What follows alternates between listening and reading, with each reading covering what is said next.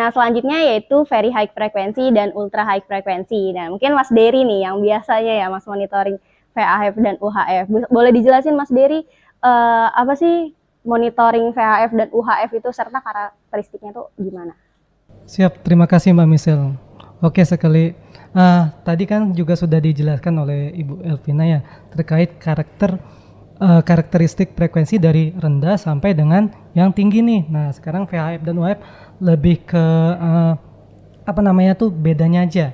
Jadi untuk yang VHF itu dia rentang frekuensinya ada di 30 sampai dengan 300 MHz. Kemudian untuk yang UHF itu 300 MHz sampai dengan 3 GHz. Nah, kemudian seperti yang kita tahu tadi bahwa panjang gelombang VHF itu lebih panjang daripada UHF.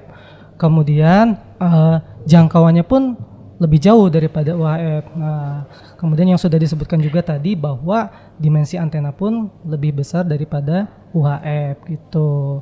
Kemudian untuk redaman di udara itu frekuensi pada pita VHF itu dia lebih tahan, jadi tidak melemah. Kemudian untuk ada satu lagi nih terkait penetrasi bangunan. Nah untuk sinyal UHF itu dia lebih kuat gitu Mbak Michelle kurang lebih.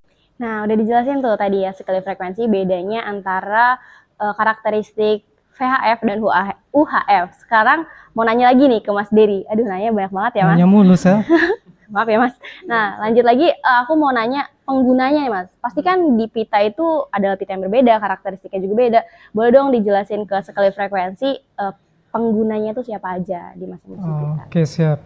Jadi sekali untuk simpelnya nih Mbak Michelle. Jadi di pita VHF itu contohnya itu seperti mungkin Mbak Michelle sering ngedengerin radio siaran.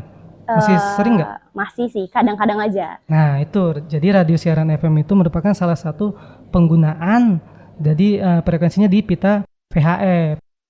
Untuk yang UHF nih, TV digital, di rumah udah TV digital belum nih? Wes, tentunya udah dong. Udah ya, nah itu juga, jadi di TV digital itu penggunaan frekuensinya itu pada pita UHF. Kemudian juga mungkin Mbak Misal mungkin atau teman-teman juga sering lihat penggunaan HT gitu, di mana biasanya? Di perusahaan Mas, biasanya di perusahaan-perusahaan, di pabrik atau di security kita kan pakai. Ya betul, jadi seperti HT atau kemudian RIC itu penggunaan frekuensinya ada yang di pita VHF dan UHF. Nah jadi kurang lebih seperti itu Mbak, contoh simpelnya ya, dan masih banyak lagi contoh yang lainnya.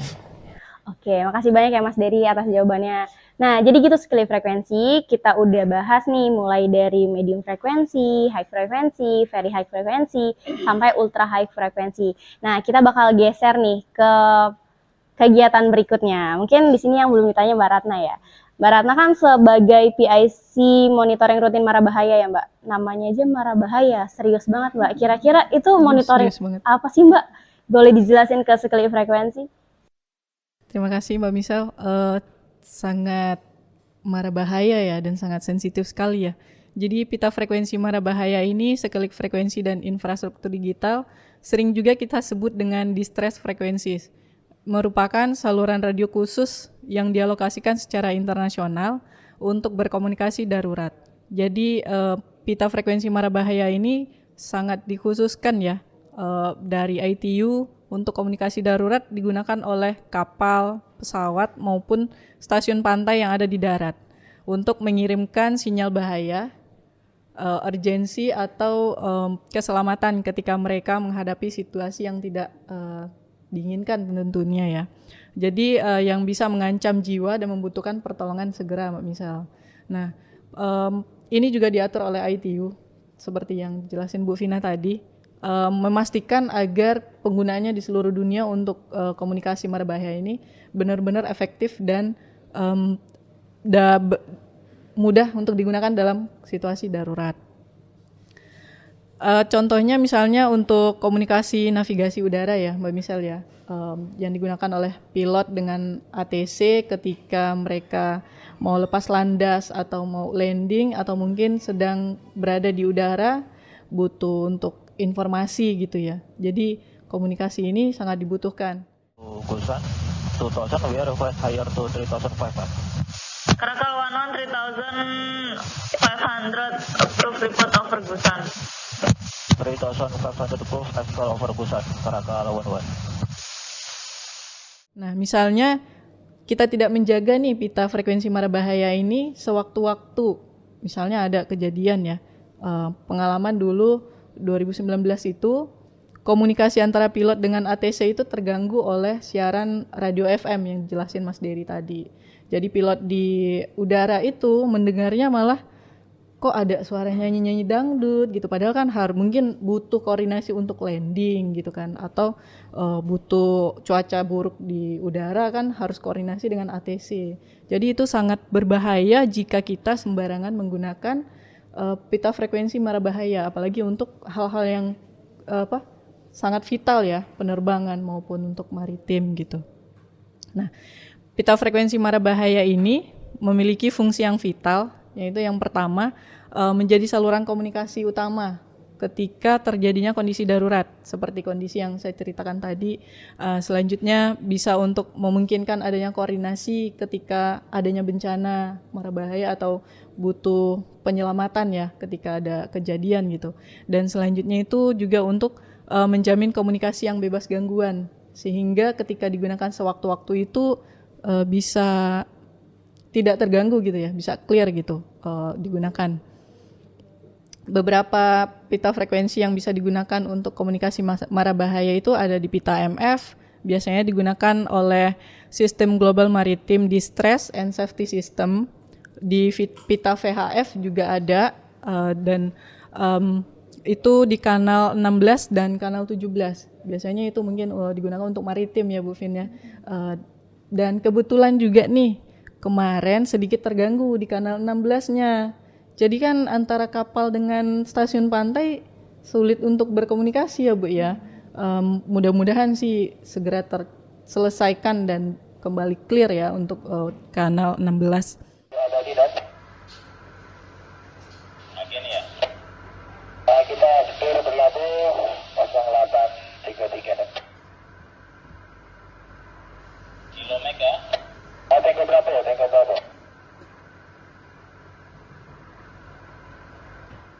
Terus ada juga di pita HF dan UHF.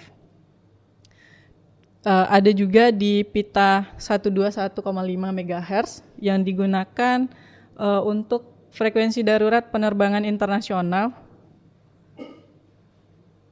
Digunakan untuk panggilan dan pesan suara. Nah, jenis-jenisnya ada distress, mara bahaya, yang digunakan saat nyawa kita terancam nih. Seperti tadi misalnya sedang di laut, ketika kondisinya membahayakan keselamatan jiwa, kita menggunakan panggilan untuk distress atau mara bahaya. Yang kedua itu yaitu untuk urgensi atau hal yang penting. Ini hal yang krisis, tapi tidak membahayakan keselamatan jiwa seperti mesin kapalnya mungkin mati, kecelakaan, tapi bukan untuk hal yang tenggelam ya Bu Vin, yang tidak mengancam keselamatan jiwa. Dan yang ketiga itu untuk safety, keselamatan, seperti navigasi baik di udara maupun di maritim, di laut dan juga di darat. Begitu Mbak Misal. Iya, sangat penting banget ya Bu ya, krusial banget. Mbak Ratna ini mau nanya juga, ini mungkin ada pencerahan juga terkait dengan kalau kita naik pesawat itu kan harus posisi handphone kita itu posisi mode pesawat. Kenapa sih harus mode pesawat itu? Karena apakah mengganggu sistem komunikasi penerbangannya atau bagaimana? Ya, terima kasih Pak Bosman. Seperti yang diceritakan sebelumnya ya Pak ya, bahwa komunikasi navigasi udara itu sangat penting untuk dijaga agar tetap clear ya, sehingga perangkat atau peralatan penerbangan itu tidak terganggu penggunaannya. Nah, alasannya kenapa kondisi handphonenya harus mode pesawat itu ya salah satunya itu Pak. Kan ponsel kita ini kan memancarkan sinyal untuk mencari dan menerima sinyal ya Pak ya dari menara operator yang ada di darat, itu kan secara terus-menerus tuh. Nah, jika misalnya satu pesawat itu menggunakan handphone semua kan sudah kuantitasnya banyak ya Pak ya, dan kontinuitas gitu ya Pak ya, berlangsung lama, sangat memungkinkan untuk mengganggu sistem baik itu navigasi pesawatnya, baik itu untuk radar sensornya ya Bu ya, bahkan juga untuk mesinnya pesawat itu. Makanya kita dilarang untuk menggunakan pesawat dalam posisi berjaringan ya, harus mode pesawat. Dan di Indonesia sendiri Pak, diatur dalam Undang-Undang Nomor 1 Tahun 2009 tentang penerbangan. Hal ini sudah diatur negara untuk menjamin keselamatan jiwa penumpang dalam perjalanan penerbangan, gitu Pak. Oke, makasih Ibu Ratna. Oke, ternyata penting banget ya Mbak pita mara bahaya ini. Tapi kenapa sih harus dimonitoring rutin terus? Apakah setiap hari itu kemungkinan ada bahayanya atau gimana Mbak? Ya benar, kita monitoring itu memang harus rutin ya, setiap hari, tidak boleh kelewat gitu ya. Karena kan penggunaannya yang sangat vital tadi ya, dan kita tidak tahu kan lalu lintas di udara untuk penerbangan, begitu juga dengan di laut itu seperti apa ya. Jadi kan sedetik itu hal yang fatal kalau tidak dimonitor gitu. Dan juga untuk mendeteksi gangguan ilegal atau interferensi tadi. Kalau kita monitor terus kan, oh ternyata ada pengguna radio FM nih yang kena interferensi ke pita penerbangan, kita langsung bisa menanganinya ya Bu Vin ya. Dan juga untuk menjaga agar pengguna yang berizin yang menggunakan frekuensi tersebut tidak terganggu, sehingga tidak mengganggu pita mara bahaya. Nah, terusnya untuk memastikan penggunaannya itu sesuai dengan izin dan regulasi. Sehingga kalau sudah sesuai semua kan kita bisa menjaga ya kecelakaan gitu. Dan penerbangannya lebih aman lah. Gitu Mbak. Oke, terima kasih ya Mbak Ratna atas jawabannya. Jadi gitu sekali frekuensi, kenapa kita ini harus monitoring rutin mara bahayanya. Jadi tim-tim pengendali frekuensi ini sebenarnya kayak superhero ya, karena kita selalu memantau frekuensi-frekuensi yang bahkan nggak kelihatan, tapi itu sebenarnya penting banget untuk keselamatan jiwa gitu-gitu. Selanjutnya kita geser nih ke kegiatan selanjutnya, yaitu kegiatan monitoring kabupaten kota, dan PIC-nya tuh Mas Dery nih. Bisa nggak Mas Dery ceritain apa sih kegiatan monitoring kabupaten kota itu, kegiatan itu ngapain aja gitu? Oke, dari mara bahaya kita lanjut kemana tadi? Monitoring rutin kabupaten kota ya. Oke. Jadi monitoring rutin kabupaten kota itu merupakan salah satu tugas dari Balmon Lampung. Nah, jadi tujuan dari kegiatan monitoring ini merupakan kegiatan ini bertujuan untuk mengetahui tingkat kepadatan penggunaan frekuensi radio di suatu tempat dalam kurun waktu tertentu gitu. Jadi tahun ini itu kami Balmon ditugaskan untuk memonitoring pada 15 pita frekuensi radio. Nah, yang mana di antara pita itu terdapat yang pertama mungkin ada dinas siaran. Nah, yang tadi yang kita radio FM, kemudian TV digital. Nah, itu masuk ke dalam pita tersebut. Kemudian yang ada juga dinas penerbangan tadi yang Mbak Ratna ini juga masuk ke situ. Kemudian ada juga komunikasi RIK-HT tadi. Nah, itu juga masuk tuh ke pita itu. Kemudian juga tak kalah pentingnya ya seluler yang kita gunakan ini juga kami pantau di situ gitu Mbak Michelle. Nah, kalau kegiatan teknisnya tuh seperti apa sih Mas Dery? Mulai dari persiapannya, mungkin pemilihan lokasinya nih Mas Dery, kayak mana itu? Jadi sebelum kita melakukan kegiatan monitoring rutin di kabupaten kota, kita melakukan persiapan dulu nih Mbak Michelle. Jadi sebelum kita melakukan monitoring itu kita tentukan titik lokasi monitoringnya. Kita pastikan lokasinya itu di padat penduduk atau pusat keramaian nih. Kemudian juga kalau bisa kita cari lapangan yang terbuka atau di tempat yang agak tinggi dan terbuka. Nah, kemudian pastikan juga nih lokasi monitoring itu jauh dari pemancar seperti tadi pemancar radio siaran FM, kemudian pemancar TV, kemudian juga tower operator seluler. Nah, selain itu juga kayak tower listrik ini juga mempengaruhi nih hasil ukur kita nih. Jadi sehingga kita harus tahu nih lokasinya. Nah, ketika sudah dapat nih, sudah ideal lokasinya, kemudian di Balmon Lampung itu kita mempunyai ini nih mobil khusus nih. Jadi ada mobil monitoringnya di Balmon Lampung itu. Nah, kemudian setelah lokasinya sudah kita tahu atau sudah ideal, kita menuju ke sana. Kemudian kita siapkan nih antena, kemudian perangkat utamanya dihidupkan, perangkat pendukungnya dihidupkan. Kemudian kita ambil nih datanya gitu. Selanjutnya pengambilan data itu sesuai SOP kami itu dilakukan. Oh iya, pengambilan data ini pita yang kami ukur atau kami monitoring di kabupaten kota ini berupa pita VUAP ya Bu Vina ya.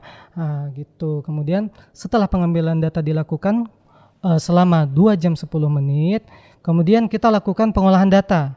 Jadi data yang sudah kita terima atau kita ambil itu diolah, kemudian kita lakukan identifikasi Mbak Misel. Kemudian, nah dari hasil identifikasi ini kita dapat mengetahui mana pengguna frekuensi yang paling banyak digunakan itu di pita mana nih di lokasi tersebut. Kemudian kita juga dapat mengetahui frekuensi itu sudah atau belum memiliki izinnya gitu Mbak Misel.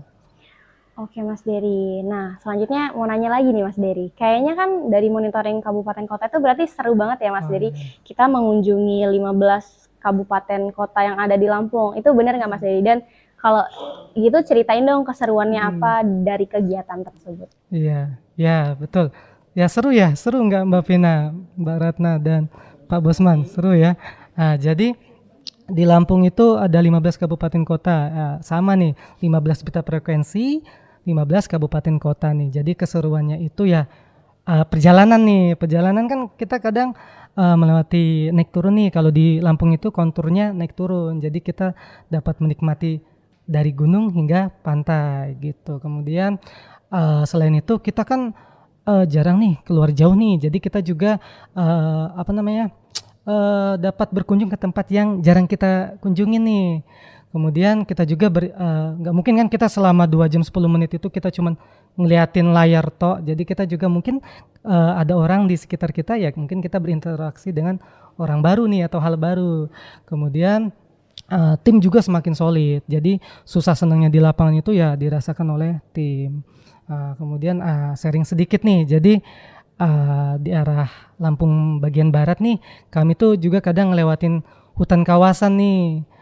Yang mana kadang itu masih banyak nih binatang-binatangnya seperti monyet gitu. Seperti monyet. Nah, itu kadang sempet tuh ngelihat monyetnya tuh agak unik. Jadi monyetnya itu berotot gitu. Terus ngalangin jalan gitu. Jadi kita juga harus pelan-pelan gitu jalan ke situ. Nah, jadi jadi kurang lebih salah satu sharingnya itu ya, teman-teman juga pasti punya cerita yang menarik. Jadi masing-masing tim itu masing-masing memiliki ceritanya masing-masing gitu. Oke, kan Mas Dery udah jelasin ya sekali frekuensi tentang serunya monitoring kabupaten kota. Selanjutnya aku mau nanya yang sedih-sedihnya atau tantangannya nih ke Mbak Ratna. Mbak Ratna juga pasti sering dong monitoring kabupaten kota. Bisa dong diceritain ke sekali frekuensi tentang tantangannya atau dukanya di lapangan saat monitoring itu seperti apa? Ya, terima kasih Misal. Kayaknya pertanyaannya agak menantang ya, suka dukanya ini ya gitu. Iya benar. Jadi monitoring frekuensi di wilayah kabupaten kota di Lampung ini tidak seenak teoritisnya ya Bu Pin ya. Ada kendalanya baik teknis maupun non teknis. Di mana kendala non teknisnya itu bisa ketika tadi kita monitoring nih, udah daerah padat. Kalau pemukiman padat itu kan kita agak susah mencari area yang kosong ya, tanah lapang lah gitu. Dan itu merupakan kesulitan untuk kita monitoring karena bisa menjadi obstacle ya Bu Pin ya. Terus juga dari topografi wilayah Lampung kan yang naik turun kata Mas Dery tadi, yang memang itu hal yang menjadi kendala ketika monitoring. Terus selanjutnya dari sisi cuaca, namanya di lapangan ya Mbak Misal ya, nggak mungkin kan bawa payung segede mobil kan, nggak mungkin ya.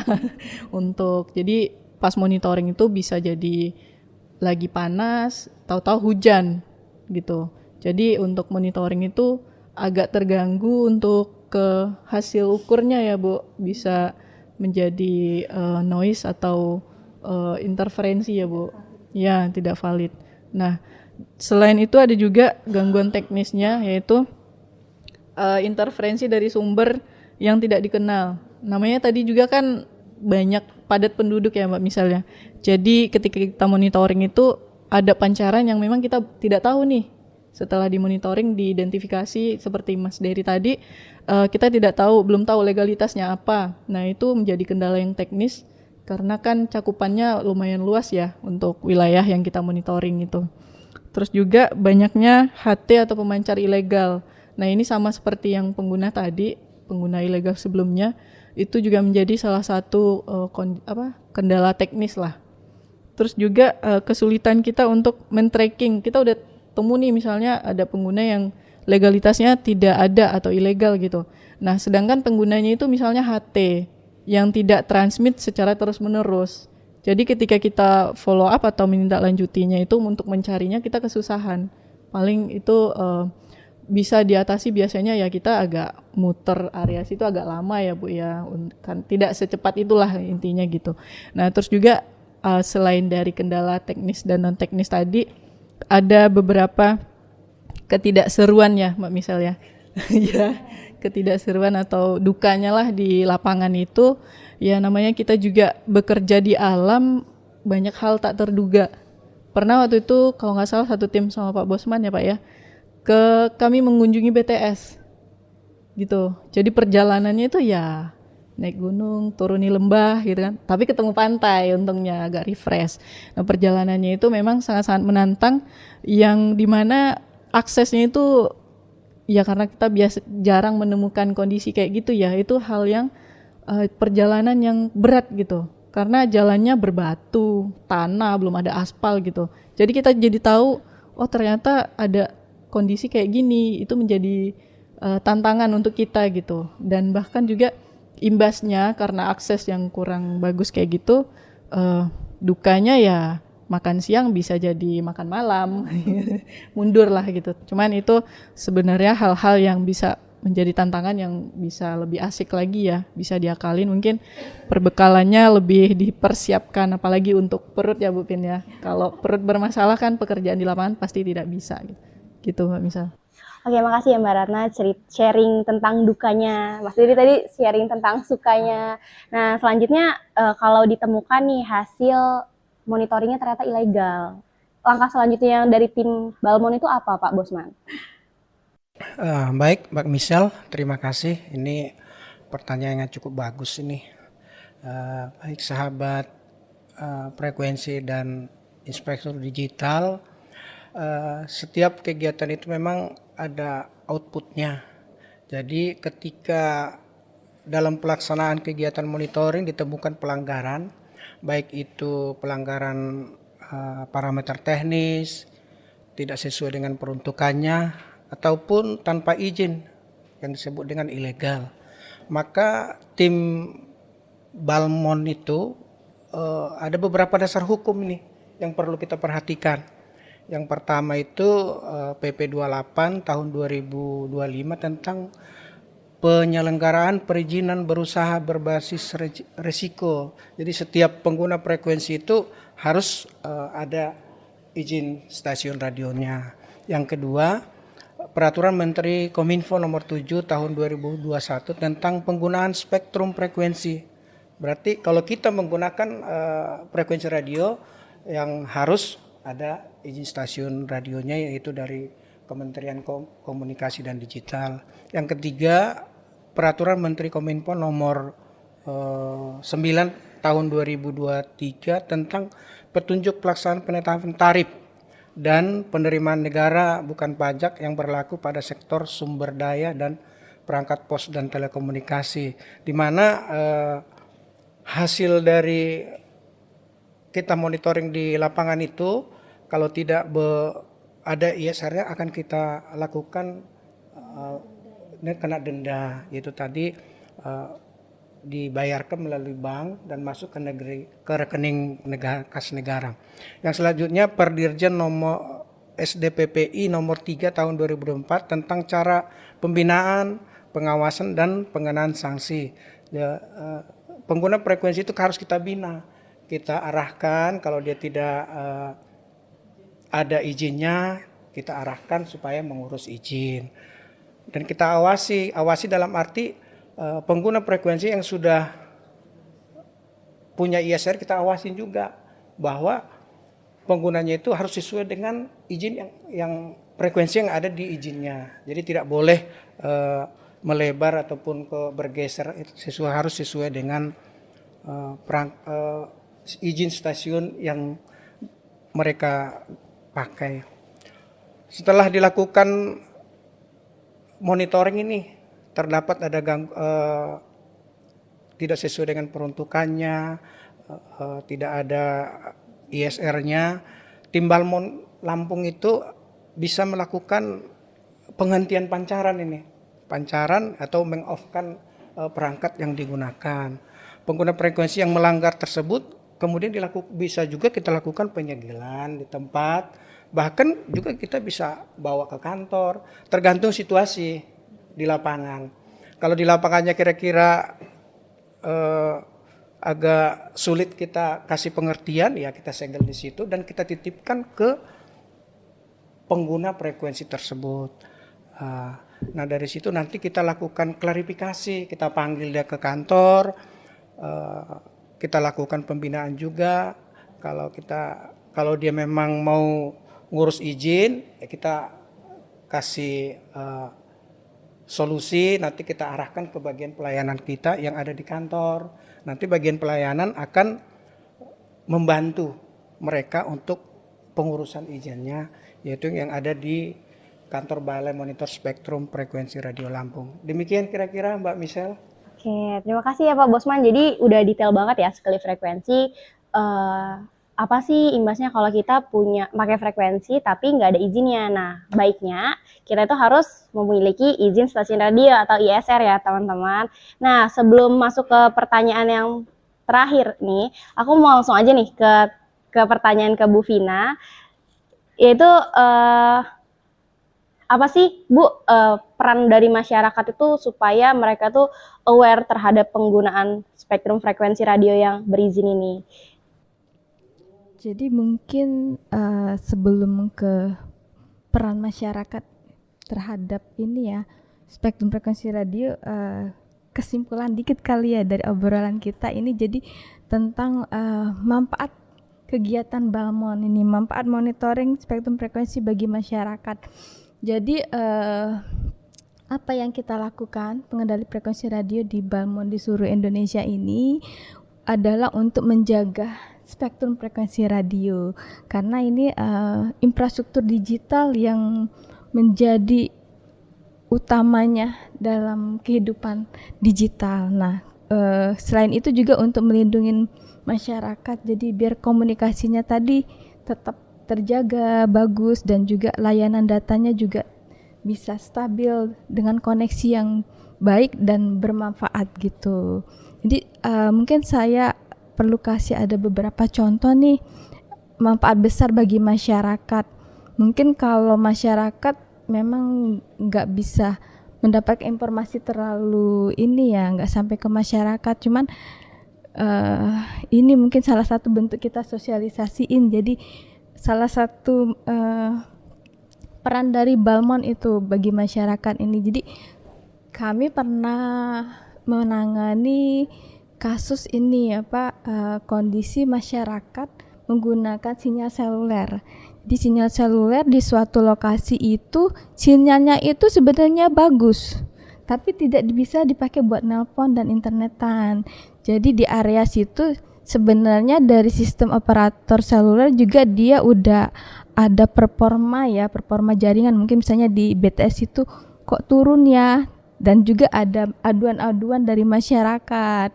Nah ini karena mereka udah coba belum ketemu apa solusinya, mungkin dengan memperbaiki optim dari sistemnya mereka dan lain-lain masih belum bisa berhasil. Biasanya ada masuk aduan ke Balmon. Setelah kami telusuri, ternyata memang ada pengganggu yang menyebabkan BTS itu sinyalnya bagus tapi koneksinya itu tidak bisa digunakan, tidak bisa berinternetan, tidak bisa bertelepon.